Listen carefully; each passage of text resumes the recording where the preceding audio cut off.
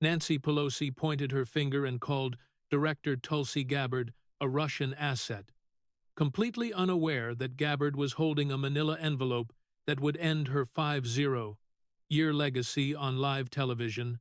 Director Gabbard, you are a Russian asset. You met with Assad. You betrayed our Democratic Party. You serve a fascist president who sent the National Guard against American children. You should be in prison, not subpoenaing the longest-serving speaker in modern American history. Nancy Pelosi pointed her finger across the Senate hearing room, the same hand that had just sworn an oath on a Bible 10 minutes earlier. Adam Schiff sat next to her, nodding solemnly. Tulsi Gabbard did not move. Combat journal in her left hand, manila envelope on the table. Big mistake. What happened in the next 2 hours ended Nancy Pelosi's legacy on live C-SPAN. Smash that like button right now. Subscribe, comment, subpoena. You are about to witness the cleanest political destruction in modern American hearing history. Hart Senate Office Building, Hearing Room 216, 1000. On a Tuesday morning in April, C-SPAN was live, Fox News was live. The galleries had filled at 7. Half the audience wore AOC pins and union shirts. The other half were veterans, Capitol Police widows, and 3 former intelligence officers who had resigned during the first Trump term and quietly returned during the second. Senator Tom Cotton sat at the center of the dais.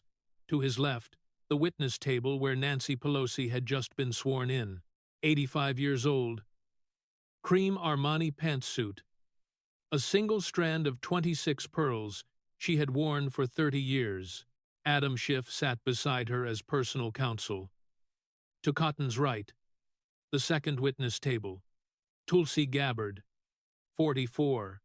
Charcoal pantsuit. Combat boots under the trouser cuffs. ODNI lapel pin. A small leather field journal in her left hand that had written in her ruck across 2 deployments, a manila envelope sealed with the seal of the Director of National Intelligence in her right. Beside her sat Secretary of Defense Pete Hegseth. 3 weeks earlier, Tulsi had declassified the Inspector General files behind the 2019 impeachment of Donald Trump. The files showed the whistleblower complaint had been built on second-hand evidence and politically biased witnesses. The Senate Select Committee on Intelligence had subpoenaed Pelosi, the Speaker who launched the impeachment, and granted Tulsi cross-examination authority. Pelosi's mouth had tightened when Cotton said the word cross-examination. "Madam Speaker," he said, "you may begin with your opening statement." She took the microphone with both hands. For the next 9 minutes, she spoke with the cadence she had used in 50 years of press conferences, the cadence of a woman who knew how to land a line on the evening news, the cadence of a woman who until that morning had never sat in a witness chair under oath in her life. She called Donald Trump the Mussolini of Mar-a-Lago. She called the Republican Party a death cult dressed up in a flag. She said the Trump Department of Justice had been weaponized against her, against Senator Schiff, against every American who had voted against him. She said the second Trump administration had begun a campaign of political revenge unprecedented in American history. Then she turned slowly to face Tulsi Gabbard. "Director Gabbard," she said, "I want to be very clear about who you are." She did not blink. "You are not a credible figure in the intelligence community. You spent the last decade defending Bashar al-Assad, a man who gassed his own children. You parroted Russian propaganda about Ukraine to the point that even Mitt Romney called you traitorous. The Senate barely confirmed you 52-48. Half this body considers you a national security risk." She lifted a single finger. "You met with Assad in 2017, secretly, without authorization from your party or your government. You promoted Edward Snowden, a man who stole classified materials and fled to Moscow. You sat on Tucker Carlson's couch and questioned whether American biolabs in Ukraine were producing bioweapons. You repeated Kremlin disinformation, word for word. The finger turned, pointed across the room. And now you have weaponized the office of the Director of National Intelligence to declassify documents selectively, conveniently, to attack the very institutions that protected this country from Donald Trump in 2019. Her voice rose. She had her audience. The progressive half of the gallery leaned in. You are a Russian asset who betrayed the Democratic Party. You met with a war criminal. You should be in prison. You should not be here questioning me. The American people see through this. History will see through this. Adam Schiff nodded. He had been nodding the entire time. A scattered burst of applause broke from the left side of the gallery before Cotton's gavel cut it down. Order in the room, Cotton said. Director Gabbard, you may proceed with cross-examination. Tulsi did not respond immediately. She looked at the manila envelope. She looked at Pelosi. The room held. When she spoke, her voice was quieter than Pelosi's had been.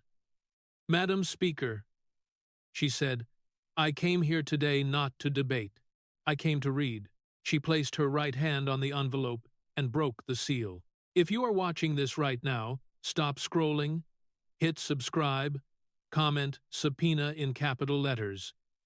You are about to see what happens when a soldier with a folder meets a politician under oath. Tulsi pulled the first photograph from the envelope and laid it on the witness table. She did not slide it toward Pelosi, yet she let the cameras find it first. It was a mugshot, booking photo. State of California, Napa County Sheriff's Department.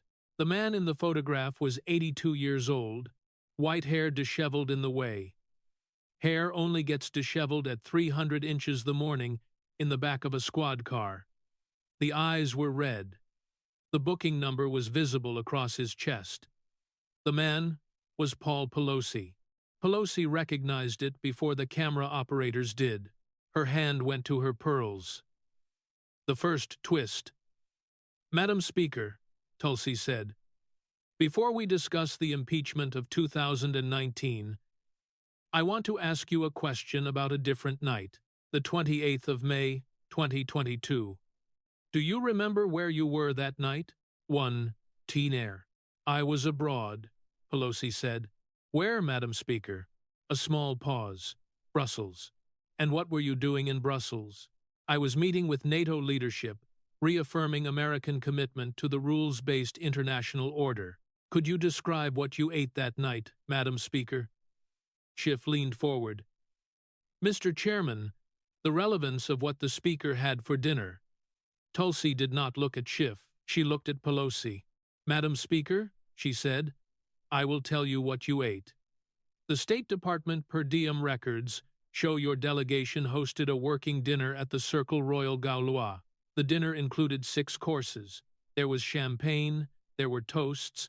The dinner ended at 1,100 Brussels time. Tulsi paused. It was 200 inches the afternoon in Napa, California, when your dinner ended. Madam Speaker, what was happening in Napa, California, while you toasted with NATO? Pelosi did not answer. Madam Speaker, while you raised a glass with the Belgian foreign minister, your 82-year-old husband was in the back of a California Highway Patrol cruiser. He had been pulled out of the wreckage of a Porsche. The car was your car. He had been driving under the influence of alcohol. There was a passenger in the seat next to him. Tulsi let the word passenger sit for 2 seconds. The passenger was a woman. The passenger was not a member of your family. The passenger was not a member of your staff.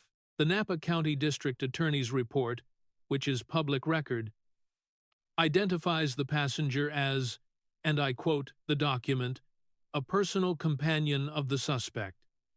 End quote. The progressive half of the gallery had gone very quiet. Madam Speaker, while you were in Brussels celebrating the rules-based international order, your husband was being arrested in Napa with another woman in your car. Pelosi's hand twisted the pearls twice. Director, this is, and this is a personal matter. My husband's medical situation. Medical situation, Madam Speaker. Tulsi turned the next photograph face up. It was the police report. The blood alcohol level was visible at the top of the page in red ink 0.082, above the legal limit. The vehicle make Porsche 911. The location, the intersection of Walnut Lane and Oakville Crossroad. The time 1012 inches the evening. The arresting officer's narrative noted that Paul Pelosi had attempted to show the officer a card identifying him as a Department of Defense contractor. He was not a Department of Defense contractor. He had no such authorization. The card was the kind of object a man brings out at 3 inches the morning when he is trying to avoid being booked. Madam Speaker, Tulsi said, your husband tried to flash a fake federal credential at a California state trooper to get out of a drunk driving arrest with another woman in the car. The silence in the room was the silence of an audience that had not known the woman in the car part. The Pelosi office had buried it for 4 years through a combination of media pressure, sealed records, and the simple fact that no one had wanted to be the reporter who asked. Schiff tried again. Mr. Chairman, the impeachment subpoena does not authorize. Tulsi turned to him for the first time. Her voice did not rise. Senator Schiff, the cross-examination authority granted by this committee, covers any matter relating to the credibility of the witness. Drunk driving with a personal companion in the family vehicle of a sitting Speaker of the House, while she conducts diplomacy in Brussels, speaks to the credibility of the woman who launched an impeachment based on a phone call she never heard. Sir, please instruct your client to answer the question. Schiff opened his mouth, closed it, looked at Pelosi. Pelosi did not look at him. Cotton. The objection is overruled. Director Gabbard, please continue. Tulsi did not continue with Paul Pelosi. She moved. Madam Speaker, your husband was sentenced to 5 days in Napa County Jail. 5 days. The maximum sentence under the law. You co-sponsored the law. You stood next to Mothers Against Drunk Driving and signed into existence in 2007. That maximum was 6 months. Tulsi pulled a third document. The construction worker in San Joaquin County who was convicted of a first offense DUI in May of 2022, the same month as your husband, served 60 days. He lost his commercial driver's license for 1 year. He lost his job at the rendering plant. His wife filed for divorce in October. Their 2 children went to live with his mother in Stockton. He has not driven a truck since. His name is in the public court record. It is not in this folder, because he is not the issue. The issue is your husband served 5 days. The construction worker served 60. The law was the same. She set the document down. Madam Speaker, tell this committee what kind of America has 2 sets of laws, one for the husband of the Speaker and one for the man who drives the truck. The pearls, third twist. Pelosi's other hand reached for the water glass. The glass shook visibly. She did not drink. She set it back down. I cannot speak to sentencing decisions. That was the prosecutor's discretion. The prosecutor in Napa County, Madam Speaker, was your political donor. His campaign disclosure forms are in this folder. He received $14,000 from the Pelosi for Congress Committee between 2016 and 2022. In a county your husband had been arrested in, after his car had been wrecked there, after his name had been booked there. Pelosi closed her eyes for a half-second. The cameras caught it. Madam Speaker, the construction worker in Stockton did not have a political action committee. The gallery did not applaud. This was a hearing. But the woman with the Liebengood pin in the back row brought her hand to her mouth, and the veterans in the second row leaned forward in their chairs. If you are watching this right now, and you remember when this story broke, when the Pelosi office buried the woman in the passenger seat for 4 years, and the press let them comment the word husband in the comments. Spell it out. Smash that like button right now, subscribe, and turn on notifications. There are 4 more folders in that envelope. The next one is heavier. Tulsi did not pause between rounds. She reached into the envelope and pulled the second folder. Green. The seal at the top read, U.S. House of Representatives, Office of the Clerk Financial Disclosure Reports. Madam Speaker, we will turn to the question of how a public servant earning $174,000 a year accumulates a personal fortune in excess of $250 million. She opened the folder. There was no chart, no graph, no PowerPoint. There was a single piece of paper with a single sentence on it. She read the sentence. Madam Speaker, when you took your seat in the United States Congress in 1987, your family was worth $3 million. Today, your family is worth between $250 million and $400 million. The exact figure depends on how the Napa winery is valued. The silence in the room had a different quality now. It was the silence of 300 people doing math in their heads. Madam Speaker, tell this committee, how does that happen? Pelosi. My husband is a businessman. Paul has venture capital, real estate. Paul Pelosi runs Financial Leasing Services, a San Francisco firm. The firm's primary income source is commercial real estate and stock trading, specifically call options on technology companies. Tulsi did not pull a list of trades. She did not list the companies. She pulled one photograph. It was a wide shot of a hillside in Napa Valley, rows of vines stretching from the foreground to a sunset background. In the center of the image, a stone and redwood villa with a tile roof, the kind of house that ends up in Architectural Digest under the headline, A Family's Legacy in Wine Country. This is your home in Street Helena, Madam Speaker. The Pelosi family vineyard, 10 acres purchased in 2009. The purchase price was $16 million. The current valuation is closer to 30. She pulled the second photograph. It was taken from approximately 12 inches above the sidewalk on Market Street, San Francisco. The camera angle was low because the photographer had been on his knees. The image showed a man in a green army field jacket sleeping on flattened cardboard. His boots were lined up neatly beside him. A small American flag had been tucked into the laces of one boot. The flag was the kind they hand out at military funerals.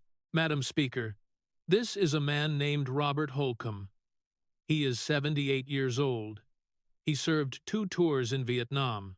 He was photographed by a freelance journalist on the corner of Market and 7th on the 18th of December, 2025, 6 weeks ago. The journalist confirmed his identity through his VA record. Mr. Holcomb has lived on Market Street for 3 years. He sleeps within a 40-minute drive of your vineyard. Tulsi laid the 2 photographs side by side on the witness table, the villa above the vines, the veteran on the cardboard. She did not need to say anything else. The cameras did the work. The veterans in the second row of the gallery were no longer leaning forward. They were sitting very still.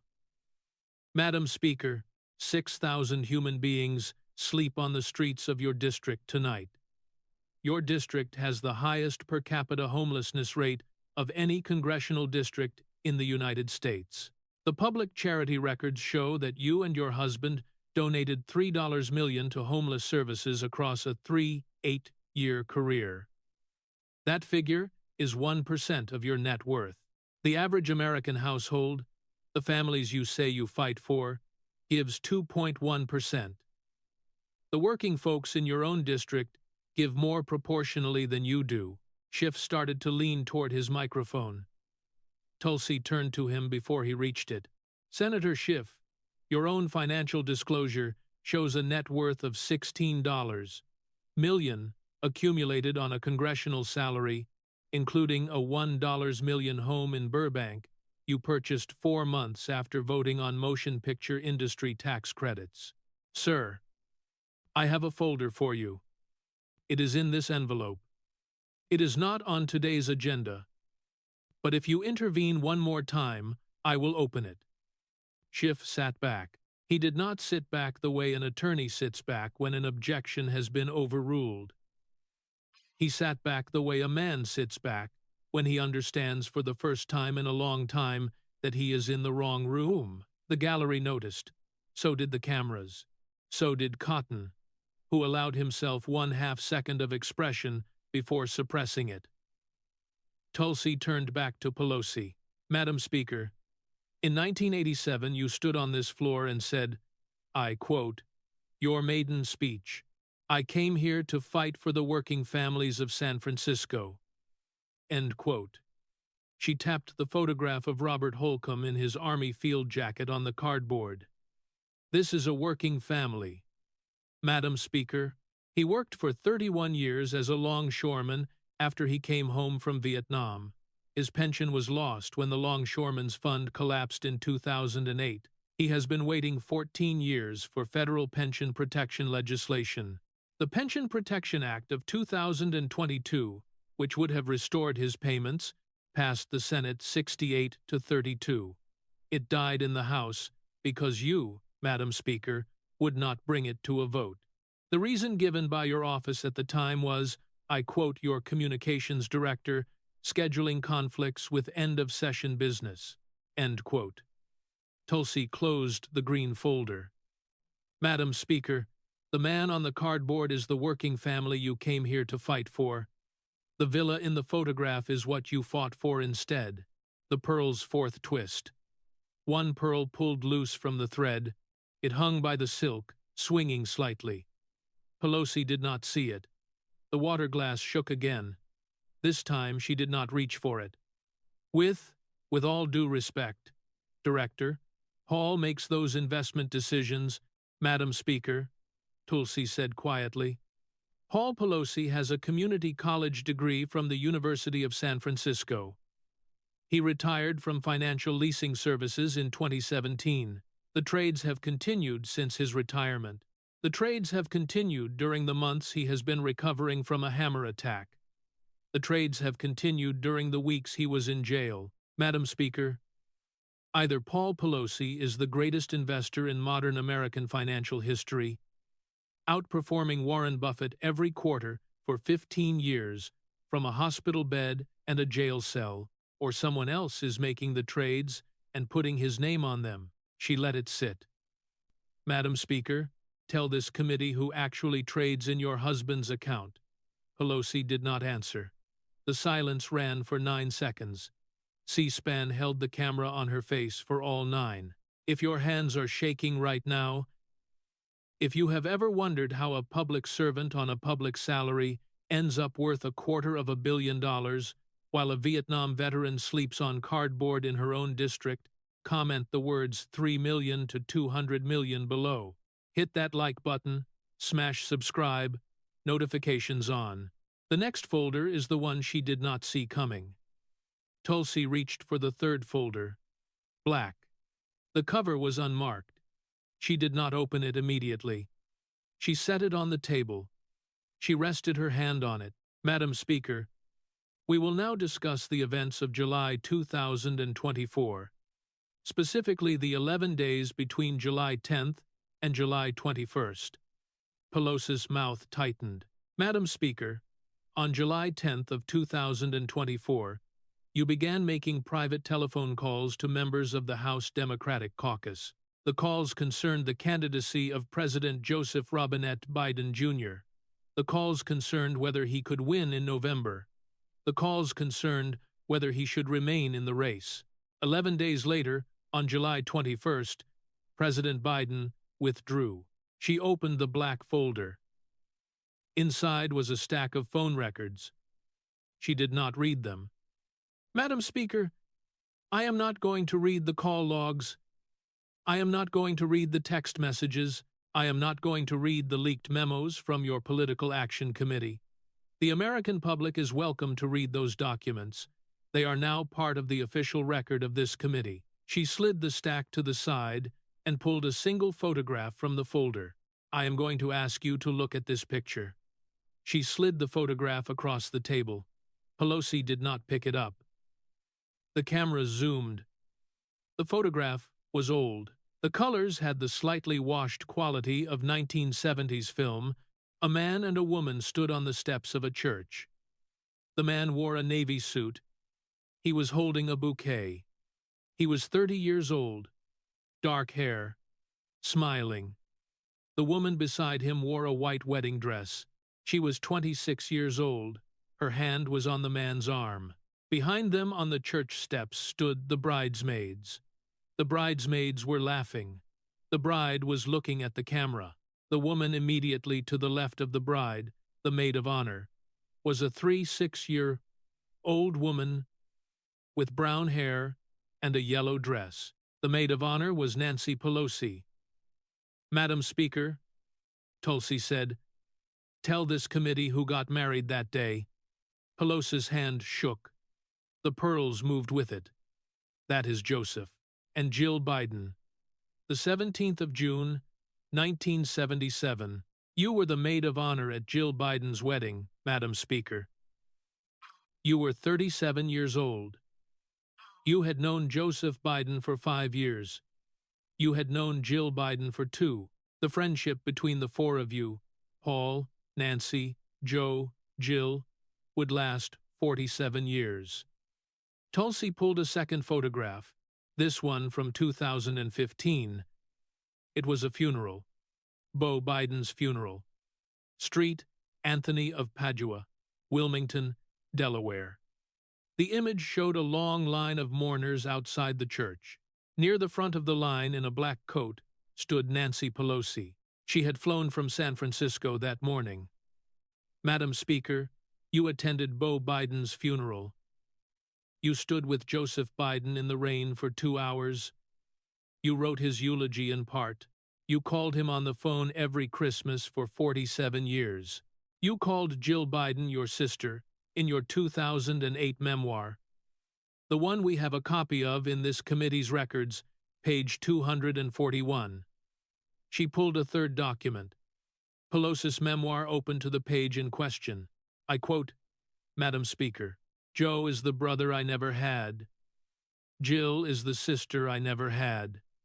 They have been my family in Washington for as long as I have lived here. They have been at every birthday, every wedding, every funeral. They are not friends, they are family. End quote. Your words, 2008. She closed the book. Madam Speaker, in July of 2024, you spent 11 days on the telephone destroying your brother. The room was absolutely silent. You did not call him. You did not visit him. You did not say a word to his face. You called his colleagues. You called his donors. You called the editorial board of the New York Times.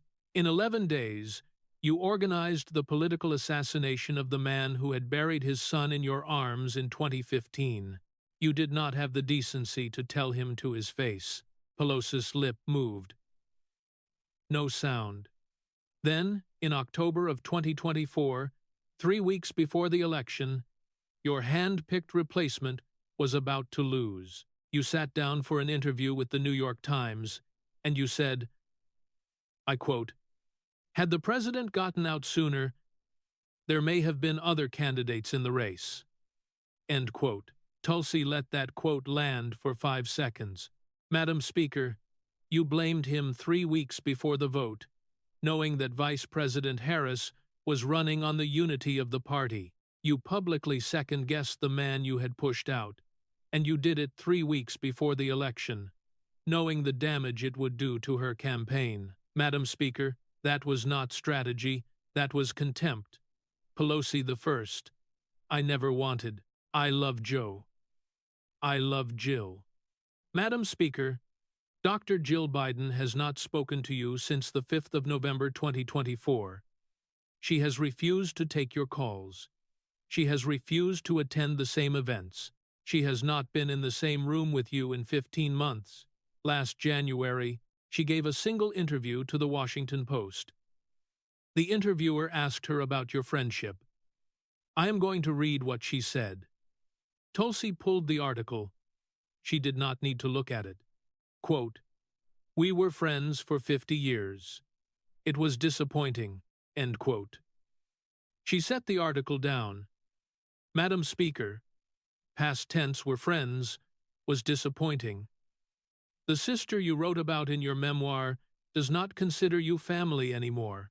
The progressive half of the gallery, the people in AOC pins and union shirts, sat with their hands in their laps. Two of them had begun to cry. Not for Pelosi, for Joe Biden. The old man in Wilmington who had been pushed out by the woman who had stood beside his wife in her wedding dress, a staffer in the third row, a young black woman wearing a Pelosi pin, stood up and walked out of the hearing room. The cameras caught her leaving. Schiff was looking at his hands. Pelosi reached for the pearls, twisted the thread, groaned audibly into the microphone. A second pearl pulled loose. Two pearls now hanging by the silk. They swung when she moved. Director, with all due respect, President Biden's decision was his own. Madam Speaker, Tulsi said, I have read Senator Schiff's text messages from those 11 days. They are part of the discovery materials this committee subpoenaed. He sent the phrase, quote, "We have to push him out," end quote. On July 14th, he sent that phrase to you. You replied, quote, "Agreed, working on it," end quote. You replied that to him at 1,117 at night on July 14th, while Joseph Biden was asleep in the residence at the White House, while Dr. Jill Biden was reading in the Yellow Oval Room. While they did not know, Schiff put his face in his hand. Madam Speaker, Donald Trump did not steal the 2024 election. You stole it from your own party, from the man who buried his son in your arms. If your heart is broken right now, if you remember when Joe Biden buried his son in the rain in 2015 and Nancy Pelosi stood with him in that line for 2 hours, drop the words "the brother" in the comments below. Spell them out. Hit like, smash, subscribe. The next folder is the one America watched on live television and never forgot. Tulsi opened the fourth folder. Read. The cover was simple. State of the Union. The 4th of February 2020. Joint session. She did not pull out a list. She pulled out 4 photographs. She placed them on the table one at a time. The first was a 100-year-old black man in a wheelchair. He wore his old uniform. His name was Charles McGee. He had flown 136 combat sorties in World War II with the Tuskegee Airmen. He had been told when he came home from the war that he could not eat at the lunch counter at the airfield where he had trained. He had lived through it all. He had watched his country change.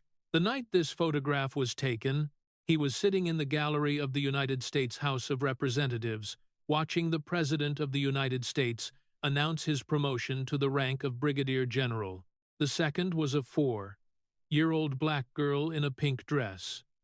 Her name was Janiyah Davis. She lived in Philadelphia. Her mother had ironed the dress twice that morning. Her mother had taken 2 buses and a train to Washington. They had been told Janiyah was getting a scholarship. They had not been told it would be announced live on television. The little girl was sitting on her mother's lap when the president said her name. The president awarded her a federal opportunity scholarship to attend the school her mother had been on a wait list for since Janiyah was 2. The third photograph was a Special Forces sergeant in his Class A uniform. His name was Townsend Williams. He had just completed his 4th combat deployment to Afghanistan. He had not seen his wife and 2 children in 7 months. The president had arranged for him to walk out from the cloakroom and surprise his family on live television. The image showed him being held by his 2 children. His wife had her hand on his back. She was not looking at the camera. She was looking at her husband's face. She had thought he was still in Kandahar. The 4th photograph was an older man in a tuxedo with his wife. His name was Rush Limbaugh. 2 days earlier, his doctor had told him he had stage 4 lung cancer, 6 months, maybe a year. That night, he had come to the State of the Union not knowing the president was about to award him the Presidential Medal of Freedom. His wife was crying when the medal was placed around his neck. His hands were shaking. He died 14 months later. Tulsi laid the 4 photographs in a row across the witness table. Madam Speaker, the night these 4 Americans were honored on the floor of the United States House of Representatives, you stood 8 feet behind the President of the United States as he concluded his speech. On live television, in front of 40 million Americans, you tore the speech in half. She did not pull the famous photograph of the tearing. She did not need to. Madam Speaker, I am not going to ask you why you tore the speech. You have answered that question in interviews. You have said it was, quote, the courteous thing to do considering the alternative, end quote. I am going to ask you a different question. She tapped the photograph of Charles McGee. Madam Speaker, when you tore the speech, were you aware that one of the pages you tore announced the promotion of a Tuskegee Airman to Brigadier General? Pelosi, I had not. I had not read the speech in advance. Madam Speaker, you had a copy. The Speaker is given a copy. The Speaker holds the copy throughout the address. The copy you tore is the copy you held. Pelosi did not respond. Madam Speaker, were you aware that one of the pages you tore awarded a federal scholarship to a 4-year-old? Black girl from Philadelphia. Silence. Tulsi tapped the photograph of Janiyah Davis. Madam Speaker, Janiyah Davis is 10 years old now. She lives in Philadelphia. She attends a public charter school, the one her mother fought to enroll her in, after the federal scholarship the president announced that night was tied up in litigation for 2 years. The litigation came from the District of Columbia and Pennsylvania Attorneys General, both Democrats, who challenged the executive authority of the scholarship. Madam Speaker, do you know what Janiyah Davis told her mother in March of 2020, 3 weeks after that broadcast? Silence. She asked her mother, quote, did the lady not want me to go to school? End quote. She was 4 years old. She did not understand what a duplicate copy was. She did not understand what political theater was. She understood that a woman tore up the page with her name on it. Pelosi looked down at the photograph of the little girl. Her eyes did not stay there long. Tulsi tapped the 3rd photograph. Madam Speaker, Sergeant Townsend Williams, Special Forces, 4th Deployment.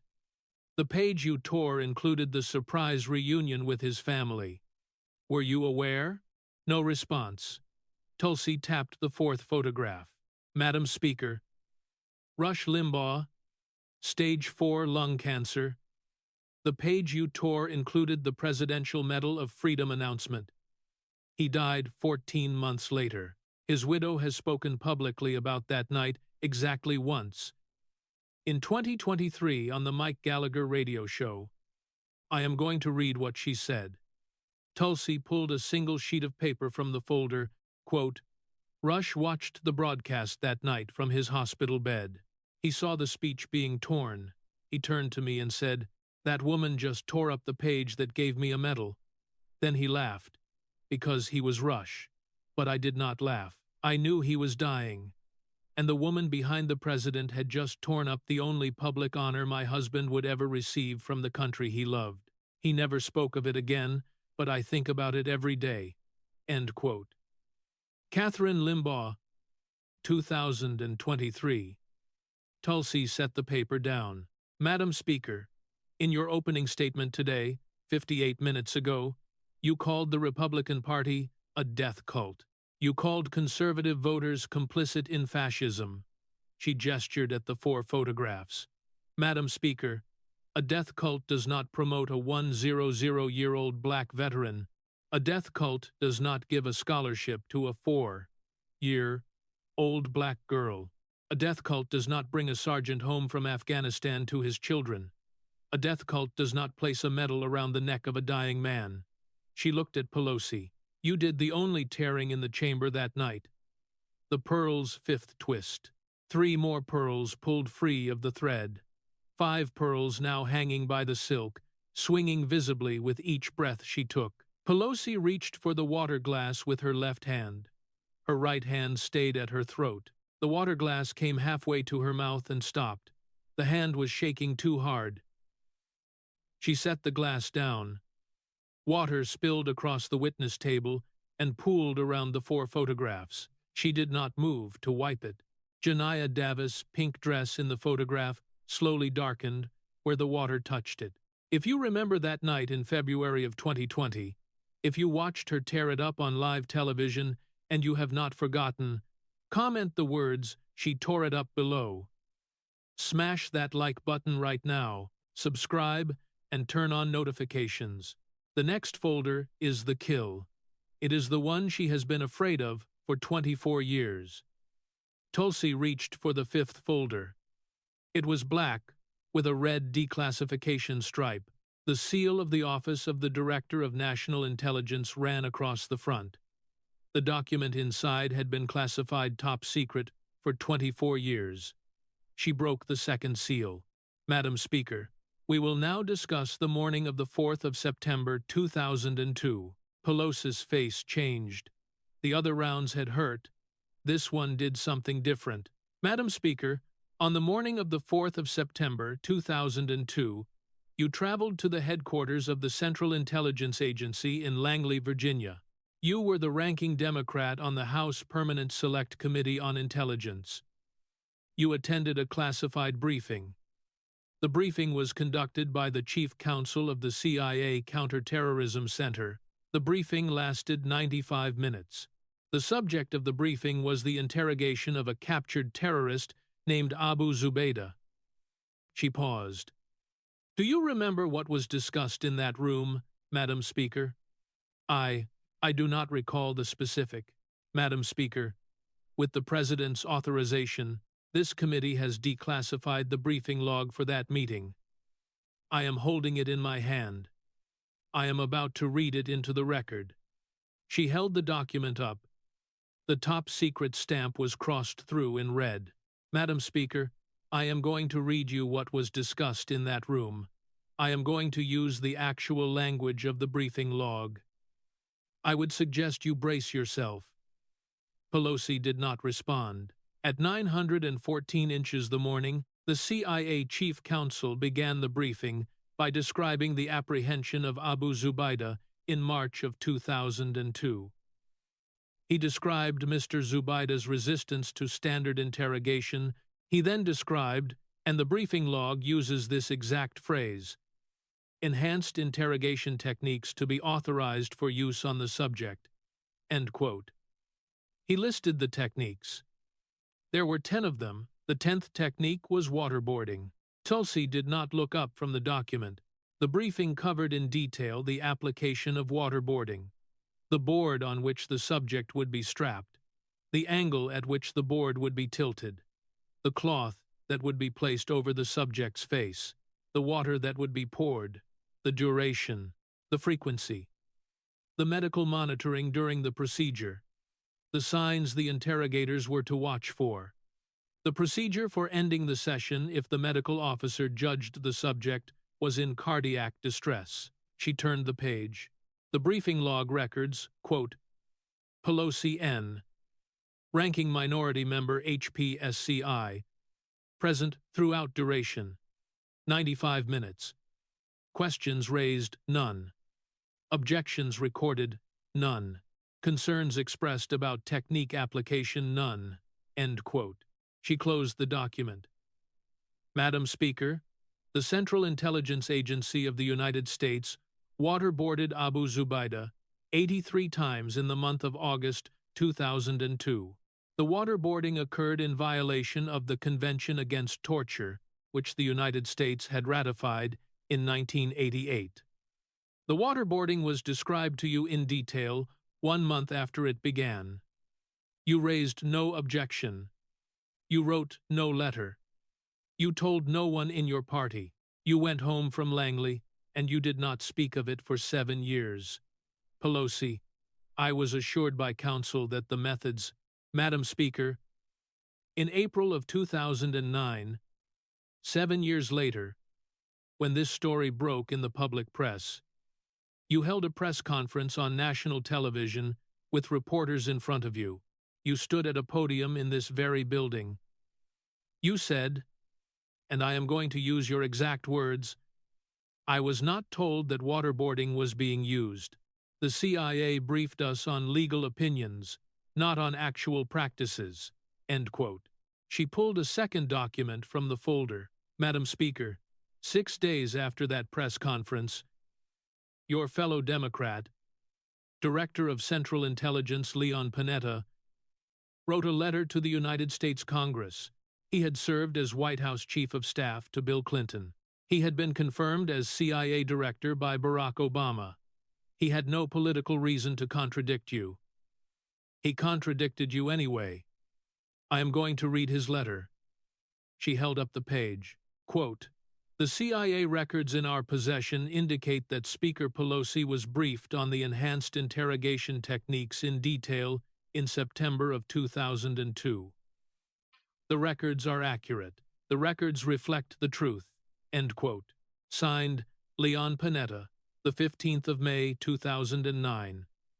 The document went down. Madam Speaker, you stood at a podium in this building, in front of cameras, in front of the American people, and you lied to the country about whether you knew the United States government was waterboarding detainees on your watch. The director of the Central Intelligence Agency, your own party's director, contradicted you on the record. You have never apologized. You have never corrected the public record. You have never been held accountable. The hearing room was silent in a way that the previous rounds had not produced. This was the silence of an audience that had not, until that moment, known the full shape of the woman in the witness chair. Tulsi's voice dropped lower. Madam Speaker, you launched the impeachment of Donald Trump in 2019 on the grounds that he could not be trusted to tell the truth to the American people. The man you said could not be trusted never lied about American torture. You did. On the record, confirmed by your own party's CIA director in 2009, 17 years ago, and you have never made it right. In the front row, Pete Hegseth stood. He did not say anything yet. He walked across the well of the hearing room. He carried a single object in his right hand. It was a pair of polished combat boots, military issue. A name tag had been tied to the laces with a piece of black ribbon. He set the boots on the well of the witness table, 6 inches in front of Nancy Pelosi. He stood beside the boots. He did not look at Pelosi. He looked at the chairman. Then he spoke. Madam Speaker, these boots belong to Sergeant Howard Liebengood, United States Capitol Police. Sergeant Liebengood had a top-secret security clearance. He read the after-action reports of the Enhanced Interrogation Program in 2007, when those reports were briefed to Capitol Police senior personnel for protective intelligence purposes. Hegseth's voice was very quiet. On the 9th of January 2021, 3 days after the assault on the Capitol, Sergeant Liebengood took his own life.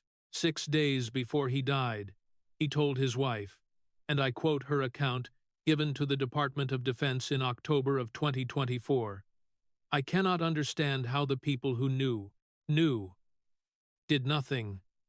End quote. He did not move the boots. His widow asked me to bring these here today. She said, and these are her words, "Let her see them." End quote. I have delivered them. He turned. He walked back to his chair. He sat down. Pelosi did not look at the boots. She could not. Her eyes were on the table. Her hands were in her lap. Hidden. The pearls. The thread, after 5 rounds of twisting, gave out. The silk snapped audibly. 26 pearls cascaded onto the polished oak of the witness table. The first pearl hit, then the second, then the third, then 100 milliseconds of silence, then 23 pearls all at once. The sound on C-SPAN was unlike any sound the network had ever broadcast. 26 pearls rolling on oak. Some of them rolled toward Pelosi. Some of them rolled toward the boots. 3 of them rolled off the edge of the table. The cameras caught the first one bouncing on the marble floor. Then the second. Then the third. Pelosi did not move for 9 seconds. Then she put her hands over her face. If you have made it this far, if you are still with this hearing, comment the word truth in the comments below. Just the one word. Spell it out. Hit subscribe. Smash like. The closing statement is next. The standing is next. You are watching American history. You will tell your grandchildren about this hearing. Senator Cotton allowed the silence to run for 15 full seconds. Then he tapped the gavel softly, not to bring the room to order. The room was already in order. He tapped it to mark a transition. The committee will stand in recess for 15 minutes. Madam Speaker, when we return, Director Gabbard will deliver her closing statement. You will have the opportunity to respond. We are in recess. Bang. Pelosi did not stand. Her staff approached the witness table to help her. Schiff stood, looked at her, sat back down. He did not know what to do. The pearls were everywhere. A young female aide began to gather them with both hands, and a manila envelope she had pulled from her tote bag. She did not make eye contact with the cameras. The boots remained where Hegseth had placed them. Tulsi did not leave her chair. She did not pick up the manila envelope. She did not check her phone. She sat with her hands folded on the combat journal in front of her and waited. When the gavel struck again at the end of the recess, Pelosi was back at the witness table. She had changed her blouse. Her staff had brought a fresh one from the office down the hall. The pearls were gone. Her hair had been smoothed. The makeup had been retouched. But the redness around her eyes was visible to the cameras. She had cried in the recess room. 3 of her former speaker aides had cried with her. She was 85 years old, and she was alone in the room in a way she had not been alone in 50 years. Schiff was no longer at the witness table. He had been replaced by her personal counsel, a private attorney from Williams and Connolly. Schiff sat in the gallery in the second row with his head down. Cotton Director Gabbard. Closing statement. Tulsi stood. She did not approach the witness table this time. She stood at the D&I table 20 feet from Pelosi and spoke directly across the well of the hearing room. Madam Speaker, I came here today as the Director of National Intelligence under the cross-examination authority granted by this committee. I came to ask you about an impeachment you launched in 2019 based on a whistleblower complaint that was manufactured using second-hand evidence and politically biased witnesses. 3 weeks ago, I declassified those documents. The American people have read them. The case for that impeachment, Madam Speaker, has collapsed. She paused. I did not come here to litigate your husband, or your wealth, or your speech, or your friendship with Joseph Biden, or the briefing you sat through in the basement of CIA headquarters in 2002. She paused again. But you raised the question of credibility. Madam Speaker, in your opening statement, you called me a Russian asset. You called me a traitor. You said I should be in prison. You used the credibility of your 40-year career to discredit me before I asked a single question. She turned slightly toward the cameras.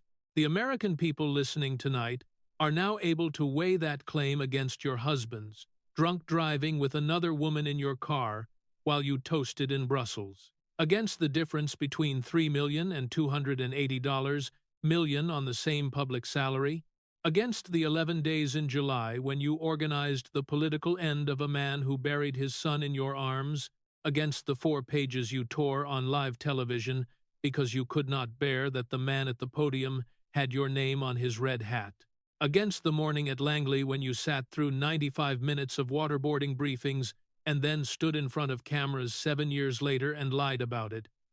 And your own party's CIA director called you a liar on the record. She did not raise her voice. Madam Speaker, I am not going to call you a Russian asset. I am not going to call you a fascist. I am not going to call you a death cult. I am going to give you the only label that the evidence in this folder supports. She lifted the manila envelope. You are a public servant who became a private fortune. You are a sister who became a betrayer. You are a guardian of the Constitution who tore the Constitution's most photographed page on live television. You are a witness who lied to your own people about torture they conducted in their name. You are a speaker who ended an impeachment case 3 weeks ago when documents were declassified that prove the case was built on a lie. She set the envelope down. Madam Speaker, you wanted to put Donald Trump on trial today. Donald Trump is not here. You are. And in 2 hours, I have made the case against him in your own pearls. Your husband's mugshot, your Napa winery, the veteran on Market Street, the wedding photograph from the 17th of June, 1977, the 4 pages from the 4th of February 2020, the briefing log from the 4th of September 2002, Sergeant Liebengood's boots. She paused. I quote the text on which I took my oath as Director of National Intelligence. The Bhagavad Gita Satyameva Jayate. Truth alone triumphs. Tulsi sat down. For 5 seconds, the hearing room produced no sound at all. Then the woman in the wheelchair in the back row, Serena Liebengood, the widow, stood. Her gold pin caught the overhead lighting. The veterans in the second row stood. The gallery stood. The press corps stood. Half of Pelosi's progressive supporters stood. There was no applause. Applause is not appropriate in a Senate hearing room. There was only the standing, 300 people on their feet in silence, the appropriate honor for a witness who had given the truth under oath.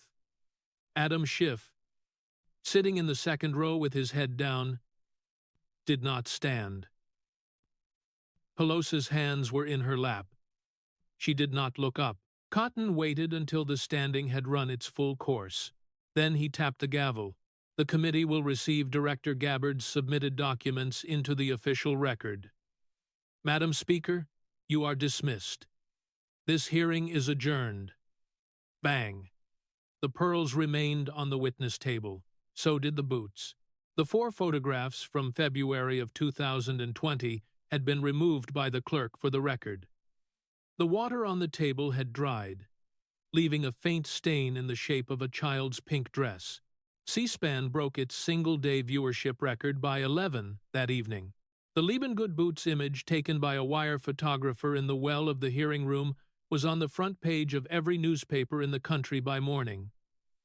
Pelosi's office issued a statement at 6:15 the next morning. The Speaker remains focused on her legacy work and will not respond to political theater.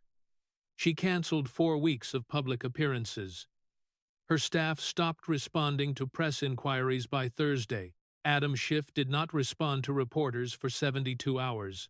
On the 4th day, his financial disclosure was leaked to Politico. He issued a statement saying he was retiring at the end of his current term. Dr. Jill Biden tweeted one word at 342 inches the morning, 6 hours after the hearing ended truth. She did not tweet again that week. Pete Hegseth posted a single photograph at 7 the next morning on the Department of Defense official account. The image was the empty witness table. Pearls, boots, water stain. There was no caption. Senator Cotton announced the following Monday that the Senate Select Committee on Intelligence would reopen the 2002 CIA briefing investigation with cooperation from Director Panetta, who agreed to testify. Janiyah Davis' mother gave a single interview to the Philadelphia Inquirer that Sunday. She said her daughter had watched the hearing. When asked what Janiyah had said, the mother answered, she said, "The lady cried." She said, "Maybe the lady is sorry now." I told her, "Baby, Sometimes sorry comes too late. Tulsi returned to the office of the Director of National Intelligence. She gave no interviews. The pearls were collected by Capitol janitors at the end of the day shift, 26 in total. They were placed in a small evidence bag and turned over to the Senate Sergeant-at-Arms. Their final disposition is not in the public record. There was no expulsion, no resignation, no criminal charges. There were only the records, and the records do not unredact.